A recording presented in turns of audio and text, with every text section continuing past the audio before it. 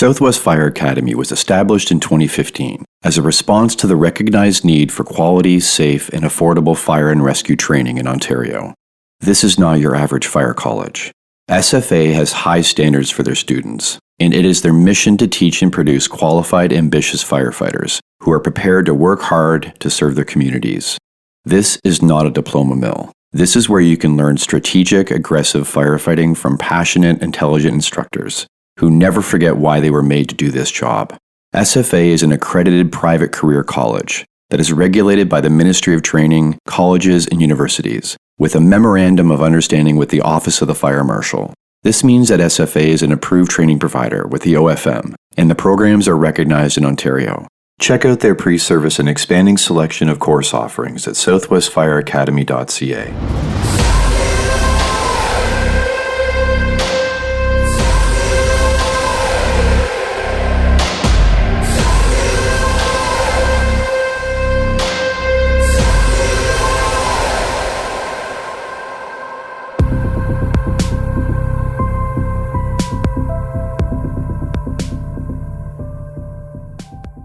Hello everyone. Welcome to episode 112 of Multiple Calls. I'm Scott Hewlett. In a world awash in information and content, there's no shortage of examples of people being great at anything you might be thinking of doing. So it's understandable that the reasons to not even start are the first to your internal comment section, and you're apt to listen to them even though there is also no shortage of people saying exactly what I'm about to say here. Ironically, I came very close to not even writing this intro, because many of them are more famous, more learned, more influential, and more inspirational people. Hell, the marketing team at Nike beat all of us to it decades ago, but I'm putting it out there anyways to walk the talk and prove a point. I realize that if I often have to be hit over the head with things many times before they click, that maybe you do too. And whether this is the 50th time out of the 72 you need to hear it, or that last push, I feel better for trying to be a part of that journey. Just do the thing. It's okay to simply do something because you think you might want to do it, or you think it might encourage others, or it might lead to something else. The sport, the podcast, the art, the trade, the push-up challenge, the open mic, the motivational reel. Sure, it's been done. And maybe it's even been done the best it ever will be. Do it anyways. Here's my chat with Mitch Gourley. Okay, well, let's start off the way we always do with where you grew up and tell me a bit about your family growing up.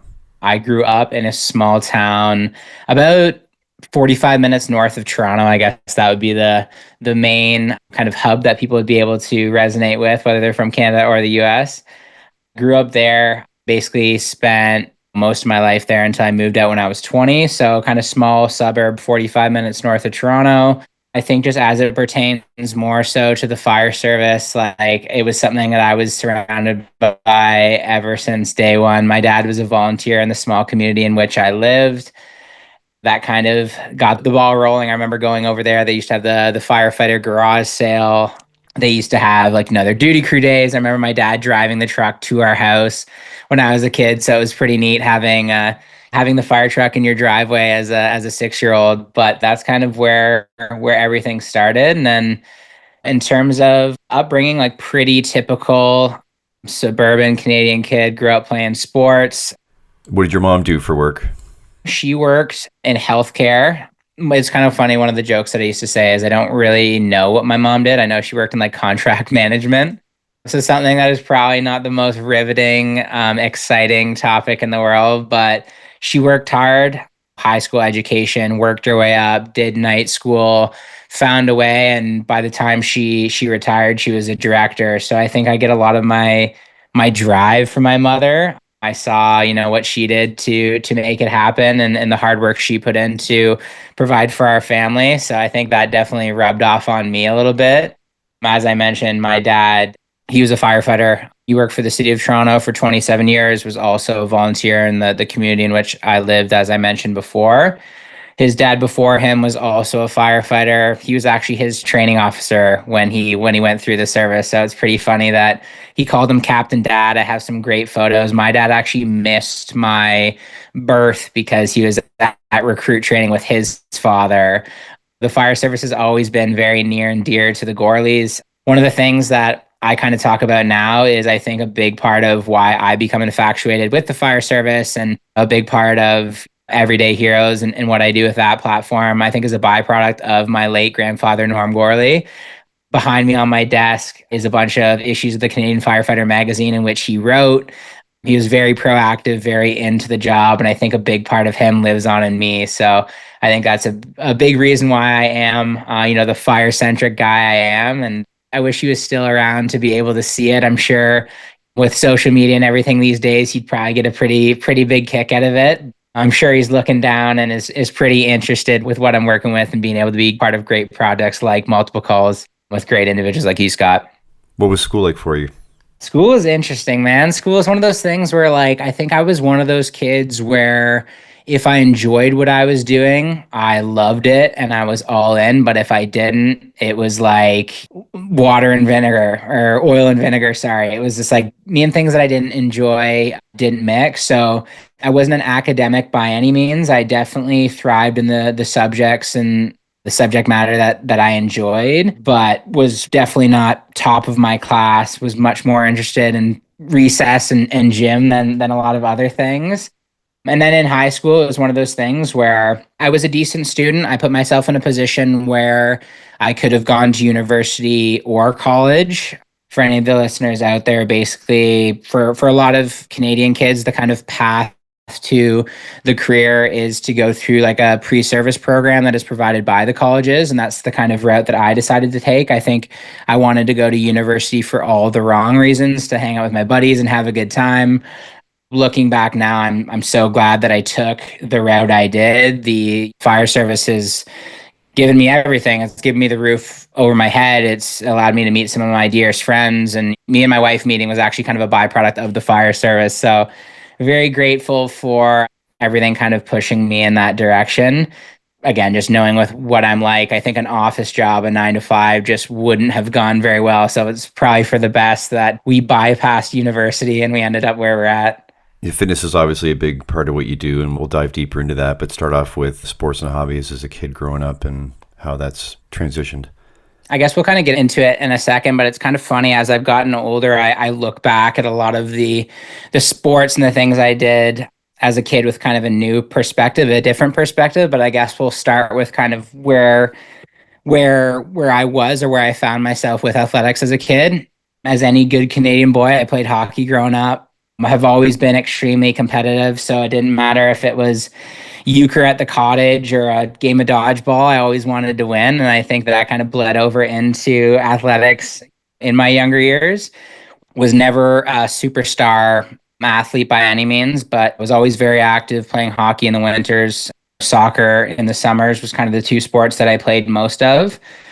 As I got into high school, that kind of petered off as I got into my young adult years, just because I wasn't really going to go anywhere with it. But it's funny, the one thing and the perspective that I've had now is I think as someone, I placed so much pressure on myself as a kid, and I never really actually enjoyed sports. And it's kind of tough looking back, is like, it was always about winning and performing, and I think it really robbed me of a lot of the joy that I had. And it wasn't actually until I got into my early 20s and I started playing like Tuesday morning hockey at work that I actually really found my love for sports. It was one of those things too, I think, because I put so much pressure on myself that I actually never really performed to my potential, because I think I was more so afraid of screwing up than I was at actually excelling and just kind of letting my body intuitively do what it wants.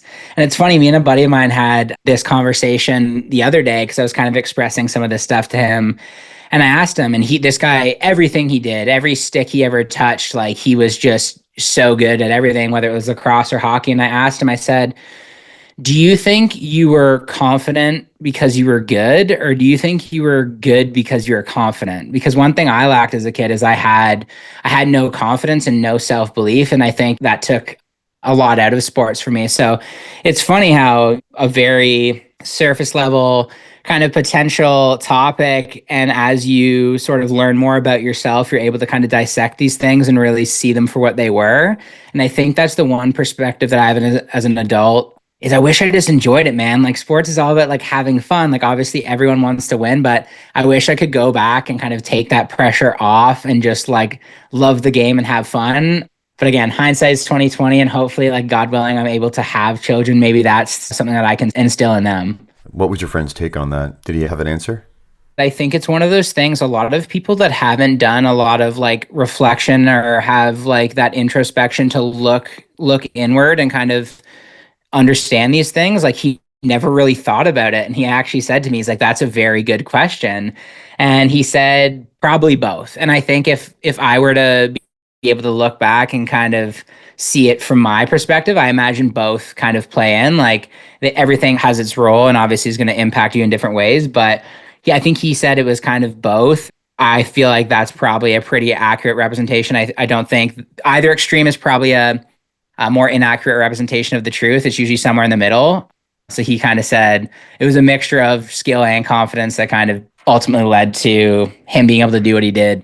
Yeah, I can imagine if you're more confident, you're going to be more willing to try things and skills that you might not have attempted before, and then discover that you can do it and then rep that out more. So it probably opens a lot of doors. And I think it's one of those things is like into adulthood, like you speaking about trying. I think so many of us are just so unwilling to try things, especially as we get older, because when you put yourself out there, there's the opportunity that you might not succeed. And I think that is petrifying. And we just live in this like position where if we just stay in our comfort zone and we don't actually attempt things that are beyond that, then we kind of stay safe, but that just stifles progress and growth. And I think being able to do things you're not good at and trying was probably one of the most impactful and influential things that allowed me to kind of grow as a person, because I avoided that kind of stuff like the plague. If I wasn't an all-star and I didn't know I could rock it, it was like, it's not for me. But I've realized that that really like stunted a lot of my potential, and falling flat on my face has been a real blessing over the last couple of years. And tell me about your cousin Billy and his influence. Oh man, I almost get like emotional sometimes. I don't think my cousin Bill really knows how much he means to me. And it's funny, we have these conversations. I text him every once in a while, and it's so easy as an adult to kind of put these things on the back burner. And he's got a family and kids, and I'm always like, we got to get together. But yeah, like just for some context, like my cousin Bill, he's a firefighter, was a paramedic before that. I think he's been on for 14, 15 years. Also a volunteer in the community he lives. So he's been involved in the emergency services for many, many years now. He paved the way for me. My cousin Bill actually grew up with us. Him and his family lived in the same house as us. So we lived upstairs, they lived downstairs. So he was always around. I think I idolized my cousin Bill before I knew what idolizing someone was. I remember watching him skateboard and all that kind of stuff. And I just wanted to do what my cousin Bill did.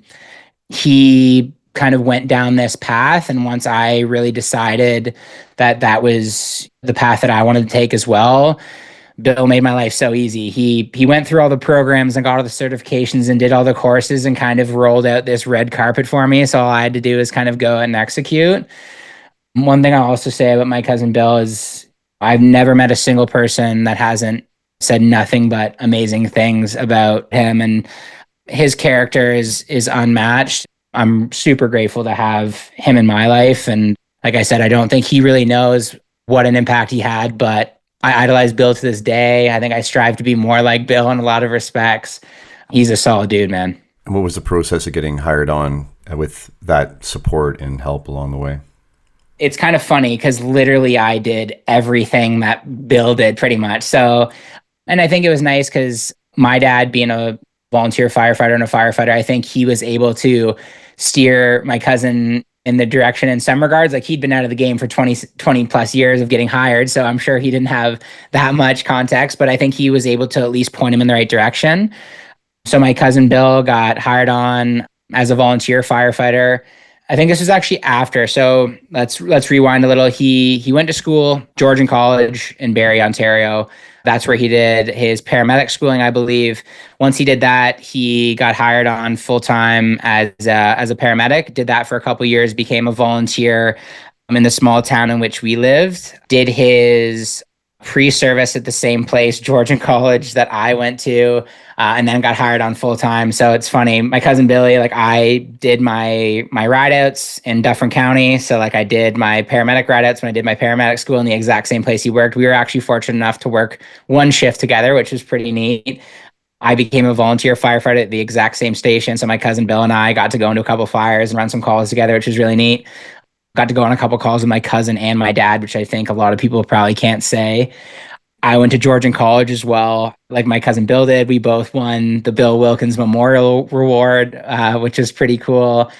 In terms of getting hired, we obviously didn't get hired in the same city. I think that would have been a little bit too serendipitous. We basically did the same thing in different fonts. It was nice because, again, speaking back to the character of my cousin Bill, like he had to figure out all this on his own, and he didn't have anyone spoon feeding this stuff to him. He did that for me, and I'm incredibly grateful for that because it just made my experience so much easier. And for anyone who's been through that, like they know how difficult and how demoralizing getting hired on the fire service can be. So another testament to how integral he was in my journey, and big reason as to why I'm here now. What was your recruit training like? I think it's one of the things is like when you go through fire schooling, being a volunteer firefighter, being a young man who his sole purpose, his sole goal is to get hired in the fire service, you have this mental image of what you think becoming a career firefighter is going to be. When I got there, it was as expected. I basically learned a lot of the things that I had already learned, but I learned it the way the city, like my city, ran it, which was great. But perception and reality is always a little bit different. You have a certain expectation of what things are going to be or how things are going to play out. And I don't think it's always the case. So I guess maybe I thought it was going to be a little bit different than it was. Not to say that it wasn't challenging and it wasn't informative, but I guess I thought it was going to be a little bit different. I guess that's the best way to describe it without getting into too much detail. A little bit more paramilitary, was it? I think it was kind of the opposite of that. Like I think I had an expectation of a certain structure, a certain kind of cadence to how things would be ran, and it was a little bit more relaxed than I imagined. And I imagine you can edit this stuff out, but this one it becomes hard because it's like I want to tell you how it is, but I don't because I'm still employed there. Yeah, so I get it. It was one of those things where I think I had a certain expectation of how it was gonna be, and it was a little bit different than my perception. That being said, like still extremely informative, definitely set me up for success. When we met for coffee, we talked a lot about your fitness journey and how it ties into your mental health. And so walk me from sports as a kid, and you've already talked about how you're, in retrospect, your perspective on sports and competition, and walk me through the journey from there till now. As you grow up, was very fortunate again, had great friends, great parents, great experiences, great role models, as we mentioned. Went through life, was super, super fortunate, got hired on the fire service very young, became a career firefighter at the age of 20. I became a volunteer at 18, so was kind of in it when I was young. A lot of times, I think maybe I grew up a little too fast, but that's only the kind of perspective that you can get after the fact. But yeah, man, started on at 20, ended up moving to the city of Toronto to kind of live my life, do what a young guy does. Was fortunate enough to have this awesome career, and I wanted to make some connections and meet some people, so I moved down there.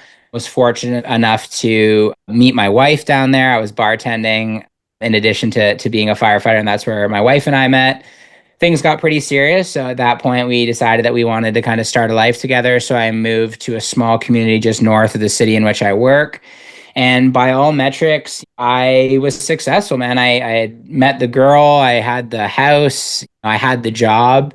And I think there was a moment after about 2 or 3 years on where I was just a little bit lost. I lacked direction, motivation, purpose. And I think as a byproduct of that, I found myself in a loop of a lot of like unhealthy habits. And I think with our job, one of the quotes that kind of resonates with me is idle hands is the devil's workshop. And I think that can definitely be the case where time off is great, but too much time off, if you're not in a good place, can actually be a little bit detrimental or maybe counterproductive.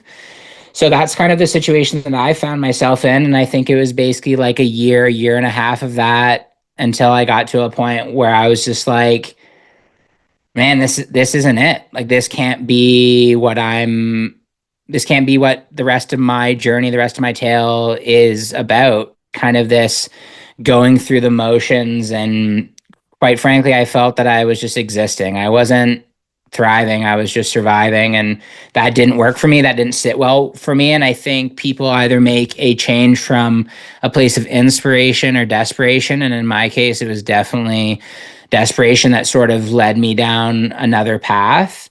I remember there's a particular moment when I had a bunch of friends over. I couldn't practice moderation when I drank, so this happened more times than I like to admit, but don't remember the night before. My friends, being the amazing friends they were, cleaned up after me. The house was all put away. I woke up, empty house, and I remember like looking in the mirror at my like haggard self, my hair all messed up, in this daze, being like, dude, what's going on? Like, you got to make a change. And it wasn't that point. Like, I think people always ask me, like, was there a moment? I'm not sure if that was the moment, but that was definitely one of the moments where I kind of had my wake up call, my rock bottom, whatever you want to call it. I knew I needed to start doing the work, but I knew I needed a goal or something to work towards. So that's when I signed up for a marathon. And I think to say running saved my life sounds like so cliche, but maybe it didn't save my life, but it had a massive impact on the trajectory of my life moving forward, because I began to like reprioritize things, and I had drive, I had a direction, I had something that I was working towards, which I think is what I really, really needed. Just to kind of back things up, I think as I was working through a lot of these like difficult, complex emotions, and I think although I was making myself believe that I was drinking just because I was a young guy, just having fun, I'm using air quotes for everyone listening, I think it was far from that. I think drinking was a coping mechanism, a way to escape myself. And I actually went to one of my family nights for work where we bring our spouses in, and we usually have people talk about the job and, the difficulties and all that kind of stuff. And I remember thinking that, like, was it the job that was causing this? Was it my work, the thing that I love the most, that was causing me all this turmoil? And this is something that you and I have talked about, Scott, is although I think it's really vital and it's really important for all our members and all these people working in these jobs to understand the difficulties associated with work, there's a certain amount of conditioning and priming that also happens when we start to be told repeatedly that our work is the cause of a lot of these issues. And I think for me, when I was in those depths, I was like, is it work? I'd almost convinced myself through school of people trying to be proactive and be there for us and allow us to know what we were getting ourselves into. I think they had almost kind of convinced me that this wasn't an if, it was a when. And I was like, is this it? Have I gotten to that moment? And the reason that I'm backing up to that family night that I was just at is one thing that I specifically said to the individual that was talking, who is a therapist, and I wanted him to provide some insight and maybe be able to provide some feedback to the newer members, because there was a table at that family night that was all the recruits. Naturally, they all, they don't know many people, so they congregate together. And I just mentioned to him, I said, as someone who's been in the service for my entire adult life, since I was 18, I'm 30 years old now. I've been a career firefighter for 10 years. Can you just shed some light on the fact that although we need to understand that post-traumatic stress is a real thing, can we also understand that there's post-traumatic growth, and there's a way of us framing these situations and circumstances in a light that can actually be beneficial to us becoming a stronger alloy of the person we are? That analogy of iron sharpens iron. And again, everyone's situation, all the calls are different. So I'm just sharing my experience. But I said one thing that I would have really appreciated to hear if I was the rookie sitting at that table would be, yes, this is hard. Yes, it's extremely challenging, traumatic, and heartbreaking at times. But if you channel these things in the right way, you can use these experiences to actually enrich your life, give yourself purpose, give your life meaning, and increase your resilience. So not only can you become a better first responder, a more compassionate first responder, but you can also just become a stronger person outside of work. So that's kind of a sidebar tangent to a big realization that I had in my journey. And these are things that I really had to understand and embody as I started to heal, as I started to move. Although I said that running saved my life, like the physical aspect of having a goal towards, I think, is extremely beneficial for anyone that's caught in a rut. But I think for me, the main thing was starting to unpack a lot of this stuff from my earlier days, limiting beliefs, all that kind of stuff that was actually the source of a lot of my pain. And I'm so glad I was able to get to the other side to understand that, like, my work and the dysregulation that comes with shift work and all the stress and nuances of that maybe played a role, but it was almost liberating in a way of like knowing that it was stuff outside of the job that was causing me a lot of my pain. And without getting into too much detail, I'm so grateful for those experiences. And I think one of the true signs of healing is being able to retrospectively look back at the hardest points of your life with gratitude. That's where the magic is.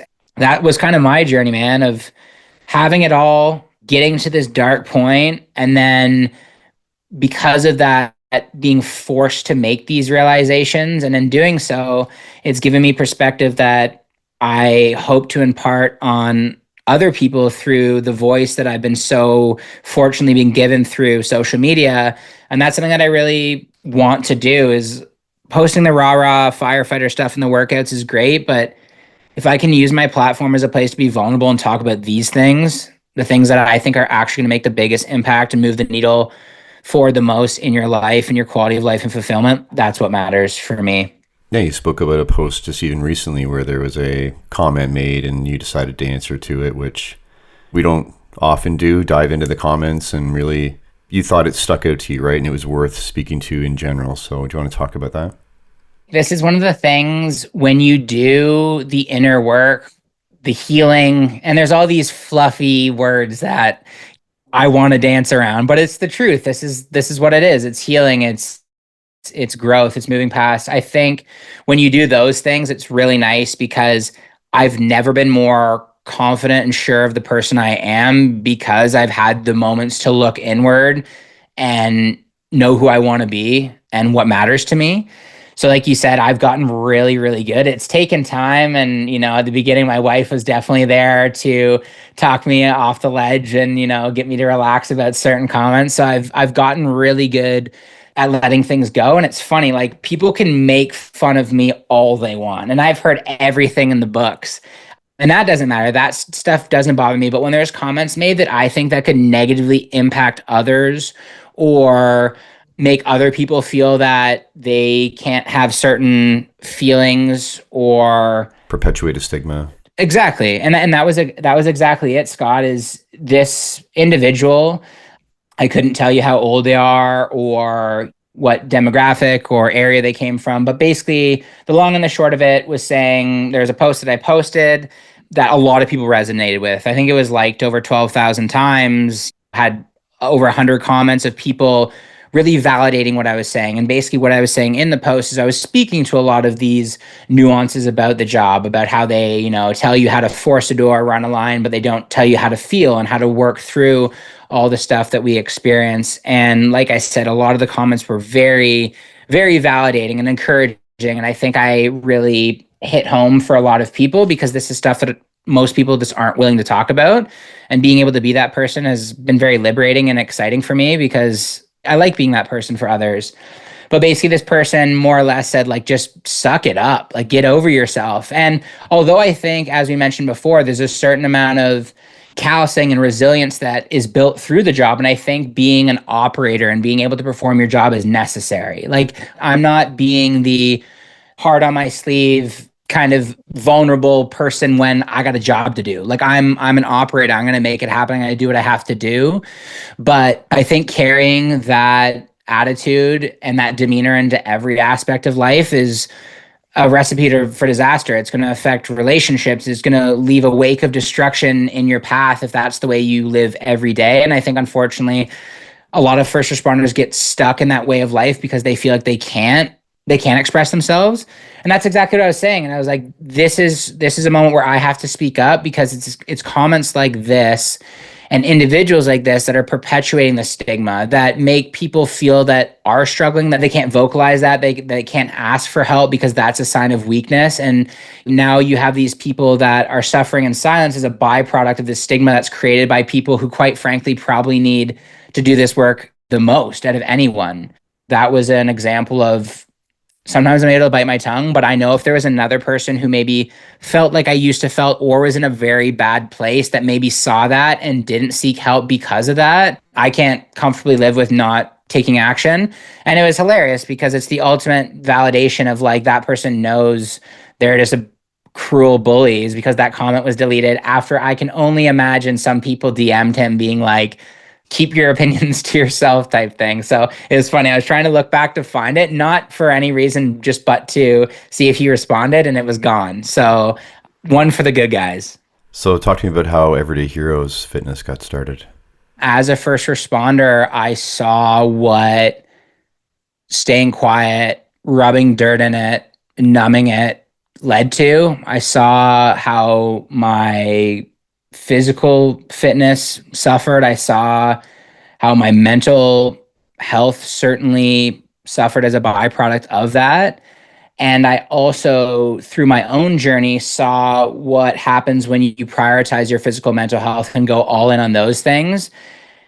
And to say that I'm a completely different version than that guy 5, 6 years ago would be an understatement. Like, I feel like I've grown 2, 3, 4 times as much. And I think it was going through that process where I felt compelled to share my story because I wanted to help others. And I know people listening are going to say, of course, you wanted to help others, the firefighter who's there to help people, like how cliche, but I was in a really bad place, and I knew if I could be the person that I needed 5 years ago, that's all that mattered to me. And I wanted to be that person for individuals. And that's kind of what started this all. And I feel like because and this sounds hilarious coming from the guy talking about how good his intentions are, but I feel like because my intentions were good and my heart was in the right place, that this whole experience has been pretty serendipitous. Like, I started my Instagram October 27th of 2023, I think.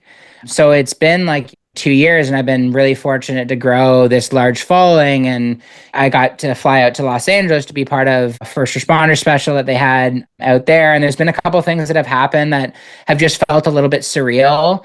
And a part of me feels like maybe my message or my story is meant to be heard by others because it can help. And I think it has, and I've seen firsthand that it has.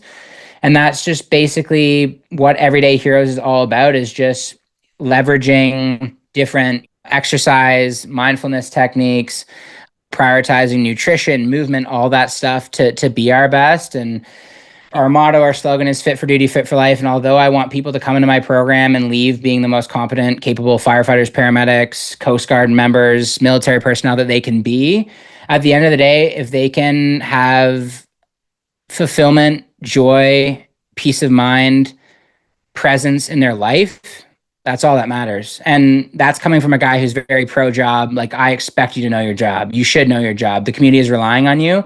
But at the end of the day, when the dust settles, you have to retire. You have families, you have children, you have people relying on you. And if the job is taking away your ability to show up for those people, that is an issue. And I think the reason why, although, trust me, it is not easy to get up in front of a group of not only your peers, people that follow you, but also the whole internet, and talk about all your shortcomings and struggles and issues. Like, that is not easy. But one quote that I heard that kind of has been my North Star is, if there is one person that is breathing easier because of my existence, then my life is a success. And whether that's an acute setting as a firefighter, which I take great pride in being able to provide that service at an emergency scene, or if it's in more of a long-term overarching capacity as a coach, as a mentor, as a friend, that's all that matters. And I think that is kind of going to be my ethos or my true north moving forward. And there's actually a couple of connections with the podcast, with Matt and with the Academy. So talk to me about how you got connected with Matt and Southwest Fire. Let's start with SFA, because I think we've already talked about the Billy connection, and I think that's how Jesse and I got connected. So I love what I do. I love being a fireman. Unfortunately, my love for what I do and the fact that I want to share that with the world isn't really in alignment with my full-time employer. So I had to find another way of creating content that was meaningful, impactful, and entertaining. And I had to find a place to do that. And for all you listening, I'm sure you can understand the difficulties around social media policies with departments and all that kind of stuff. So I was like, I got to find a way where I can do this where there's not as much red tape. And I started thinking the academy route. So originally I actually reached out to the school that I went to.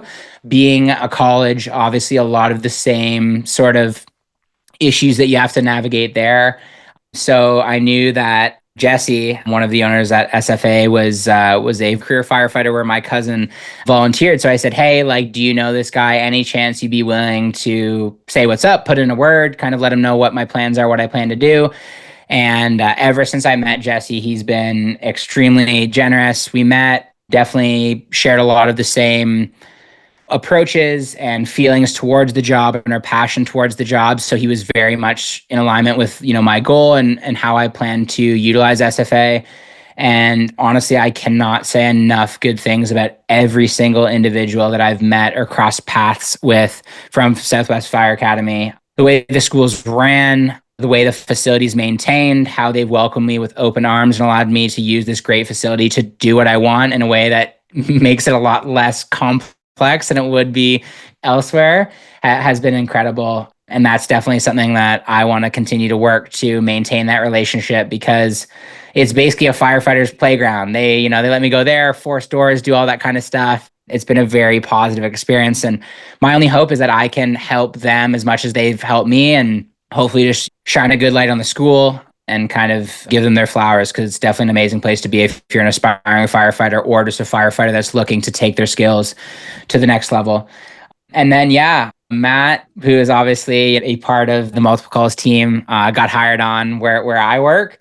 And it was one of those things where, like, I think Matt kind of knew me and I kind of knew Matt before we actually met, just because of our shared interests and the fact that Matt has some background in videography and marketing and all that kind of stuff. We've been able to collaborate on some stuff. He's helped me out. We actually were at SFA doing some live fire stuff, and Matt was out there helping me. So it's been cool how, that connection kind of took place. And everyone knows the fire service is an extremely, extremely small world. So it's funny how all these different webs, and even me meeting you, Scott, has just kind of been this sort of like interesting 7 degrees of Kevin Bacon type deal. Have you guys had the opportunity to work any shifts together?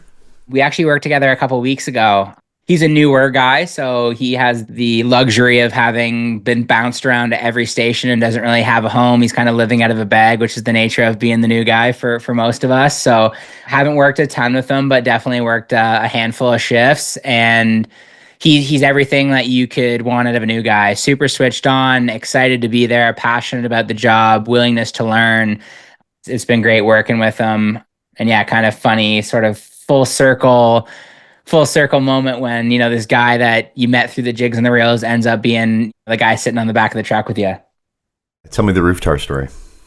This is just so classic fire hall. I'm sure anyone listening could resonate with this. So another two of probably the best mentors that I've ever had that a new firefighter could ever hope for. We're delivering a little bit of a, rookie speech to kind of get our head in the right place when it comes to pride of ownership, mindset when it comes to be a firefighter. And it'd be rude for me not to mention names. So if Matt and Ryan are listening, you guys are amazing senior men. Don't stop doing what you're doing. But these two individuals were kind of delivering this call. And to illustrate their point, they brought in K-12 saw that was used at a recent fire, a fire in which I actually dispatched, because I work for a department that's not, it's too big to be small and too small to be big. So unfortunately for not a lot of the new firefighters, we have alarm room technician duties, which basically translates for you out there to being stuck in dispatch for either 10 or 14 hours a shift. So I remember being in, and as a new guy, fire-centric dude, dispatching a fire was about the worst thing that could happen, because all you want to do is be there. So I dispatched this fire. Here we are in recruit training, and they had brought in a saw from this fire. And basically what had happened, fire was in the roof. The guys were cutting some vent holes. Dust settles, fire gets put out, but guys forget about kind of checking their tools over, and all the tar from the roof had basically solidified in the cowling of the saw. So the next morning when, shift change, guys try to start it, and they end up taking the cowling off, and this thing is full of roof tar. So to really drive this point home, they bring a Ziploc bag full of the 3 pounds of roof tar that they had chiseled out of the cowling of the saw. And we break for coffee. And my platoon chief at the time, which definitely was a dying breed. I don't think officers like him are going to be around for much longer. He walks into the kitchen and naturally sees this black bag of stuff on the kitchen table. And like any firefighter would do, it's free game. Don't leave. If you leave $100 out on the table, it's going to be safe. But if your ketchup or peanut butter or your cookies are there, they're good as gone. He goes in and takes a bite out of this tar. And this individual, I think he smoked quite a few cigarettes, so maybe his taste buds weren't as refined as the next guy. And he's telling the guys at the kitchen table, man, this beef jerky sucks, in which he then proceeds to take another bite because it was so bad that he must try it for a second time. And our training officer walks in and sees our PC with the roof tar in his mouth and just starts howling. And then they, of course, come into the room where all the new recruits are kind of congregated and tell us, and we're all just bent over, and Stitch is laughing. Yeah, not only was he eating roof tar, but he had to take a second bite of said roof tar just to ensure that the first bite wasn't faulty. So yeah, that was definitely that's probably in my rotation of go-to whenever everyone is playing like the one-upman game of firefighter stories. I like to bring that one out every now and again. You mentioned Matt being a good new guy. Have you been in the mentoring role of newer recruits since you've been on? Yeah, I think it's one of those things where we haven't really established that as like a defined role quite yet, but it's definitely something that I really try to gravitate towards. I love sharing my passion for the job. I love teaching. I love communicating what it means to be a firefighter and care. That's to say that I am not the be all end all. I don't think I'm the be all end all. I just try my best to lead by example. And if a new firefighter has a willingness to learn, I don't care if it's Monday, Sunday, 2:00 in the afternoon, 2:00 at night. If you want to bring that 24-foot extension ladder out, I will throw it. I'm there for you. And I still love the job the same way I did while I was 18. And I hope that never fades. That hasn't been something that has like been clearly cut, established where I can say, here's my mentor pin, but it's definitely a role that I try to put myself in, and, a responsibility that I take with great pride. Because as I mentioned before, I was very, very fortunate to have some really strong senior firefighters when I started the job. Again, give credit where credit's due. My first captain, Steve, was probably one of the most influential firefighters to me, period, not just early on in my career, but to me, period. As a new firefighter, he really gave me every opportunity to grow and excel, and I'm forever grateful. It's something that I deeply enjoy. I hope in case you can't tell, I'm definitely a talker. I love sharing my passion, and I'm not sure if the new hires or the recruits walk away saying, thank God my ears can stop bleeding now because I'm not within earshot of that Mitch Gourley guy, or they appreciate it. I imagine the truth is probably somewhere in the middle. But if there's someone that's willing to listen, I'm definitely there to provide some insight. I absolutely love it. Something that I hope to kind of play a more integral role in with my department moving forward, because that's the future of the department. That is the future of the service. The culture that we create day one is going to dictate the efficacy and the ability of our firefighters 25 years from now. And I truly believe that. I try to play a small role. I think there's a lot of other people. Leadership is definitely a trickle-down effect, and sometimes it feels like an uphill battle, but I just try to do my part. What about instructing? Are there opportunities in your department, and have you dipped your toe in that world yet? Yeah, for sure. It's one of those things where I think it's always the disciplines that maybe aren't the most sexy, if you will, that usually the more junior firefighters have the opportunity to do. So I train for hazmat. I'm very fortunate to be one of the shift leads for our medical committee because of my background as a paramedic. So yeah, it's definitely something that I've started to do. And now that I've been on for a little bit longer, I'm having better opportunity to instruct with things that are more interesting, i.e., forcible entry, stuff like that. Absolutely. When those opportunities come up, you can guarantee my name will be thrown in the hat. I think a lot of us can appreciate the seniority-based nature of the fire service. A lot of times it's just, you got to be there long enough. You got to earn your stripes before you get put into those roles. And I understand that. So just wait in line and hope that eventually your name gets drawn. Has instructing in topics opened your eyes to the rabbit holes and details of the topic that you didn't know? You obviously have to dive deeper into the topic to teach it. So was that a perspective shift for you?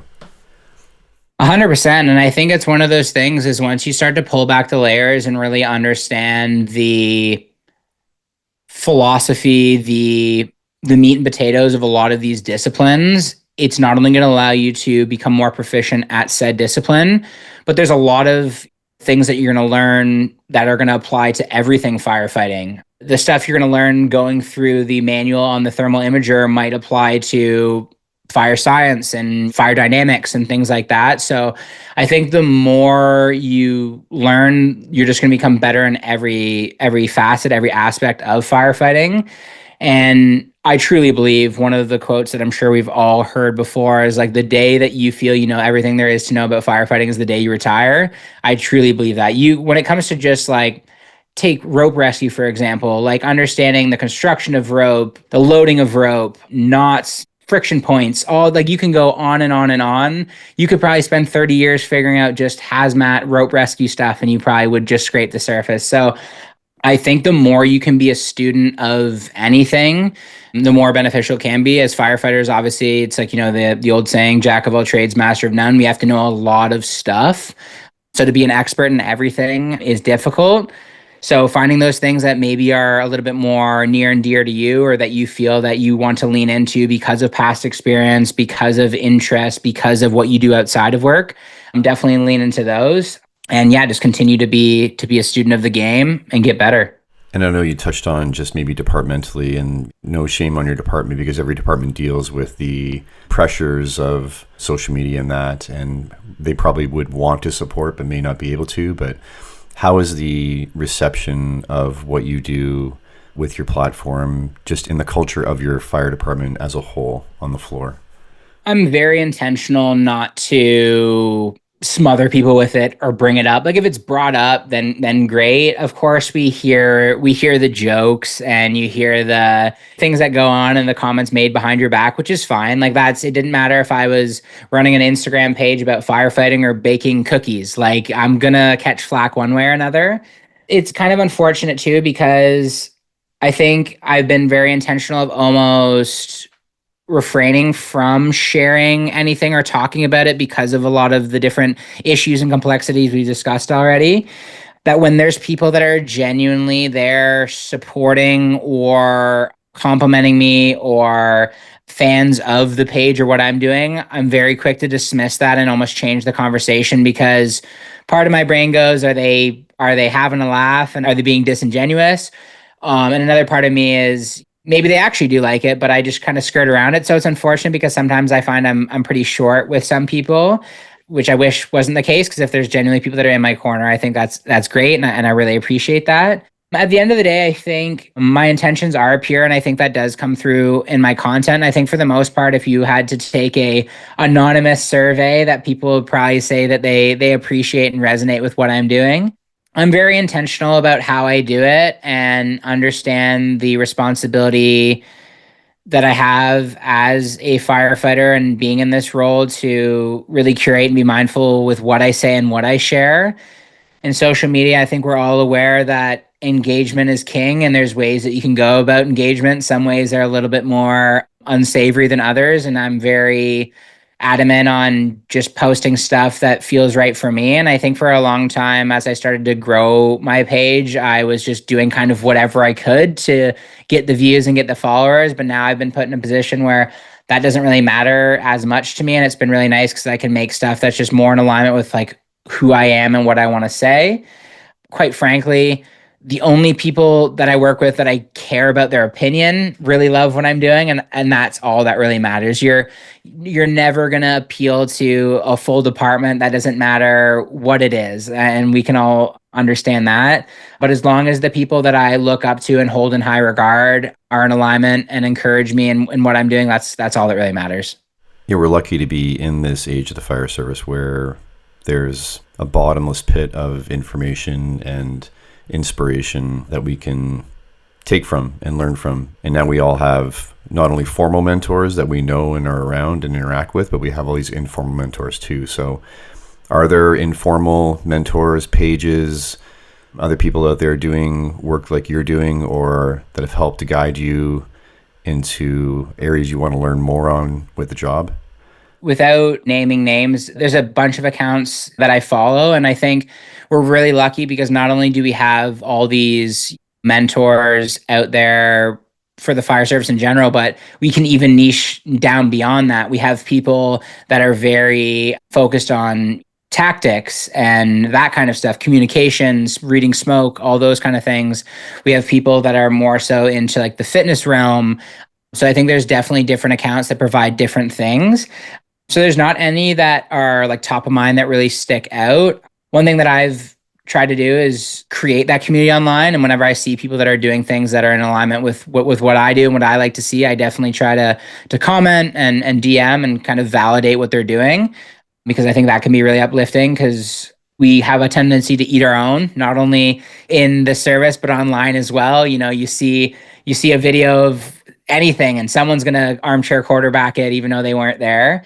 So I know how hard it can be to put yourself out there. So I definitely go to my way to make that known. But it's actually kind of funny. I find that I am actually more drawn into less large pages and more individuals that have just followed me, or I've just stumbled across out of sheer dumb luck, because they're just the guys that like have no agenda. They're just getting after it on shift, and they're just sharing their passion for the job. And I find that I'm really able to resonate with that, because like understanding that they have no ulterior motives and they're just sharing what they love to do and how they do it. I find I almost lean more into that. To say that I don't follow the bigger pages would be a lie, but I'm almost more inspired by, I hate to do this, the everyday heroes. You know what I mean? So yeah, I definitely draw inspiration from both, but I feel like I'm almost a little bit more apt to follow and engage with just the brothers and sisters out there that are just getting after it day to day. What's Everyday Heroes and your plans look like over the next couple of years?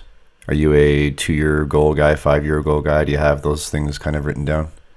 No, because quite frankly, kind of going back to a lot of this stuff, as a guy that for a very long time didn't really have much of an opinion of himself or much confidence, I didn't really see much into the future. And I know that sounds crazy as someone that was able to accomplish a lot at a young age and acquire this job, but I never really had these long overarching goals for the same reasons we talked about, because like setting big lofty goals open the door for failure, and I wanted to avoid that. That being said, I'm in a very, very good position where I absolutely love what I do with this platform, with this community. I love the impact that I have being able to help people in a coaching capacity and what we're building there. I absolutely love what I do still. I love the people I work with. I love going to work every day. I've been off for the last 6 days. I go back in tomorrow, and I'm truly looking forward to it. And I think that's a really nice position to be in. Is I don't know what the next couple of years has in store, but I kind of love that. And I think because there's no timelines or expectations, that I'm able to kind of do what I want and do what feels right for me. And I wouldn't say I'm a religious person by any means, but I definitely believe in a higher power and some sort of direction. And I feel like whatever that is, I'm going to kind of be coerced and pushed in that direction. And I'm just excited to see where that takes me. Open-minded and excited about the opportunities that lay ahead. Obviously, people could just search Everyday Heroes in Google and try and find you via that route. Maybe just lay it out for them, how they can reach out and connect with you. For sure. So the platform that I'm probably most active on is Instagram. So if you just search everydayheroes.fitness, that's where you'll find me. So everydayheroes.fitness, FITNESS. I'm the exact same handle on Facebook as well. Everyday Heroes Fitness on YouTube. It's been a tough go. So if you want to support there, we make long form content. So if you enjoy the stuff we do short form, there's a lot more in-depth information and videos that we're kind of doing from a YouTube standpoint. So that is kind of where you can find me. And I imagine I'm probably not going anywhere anytime soon. Well, I'm glad we finally made this happen, and I appreciate your patience, and glad we finally got a chance to talk. Likewise, brother. I appreciate you, and can't wait for this episode to air.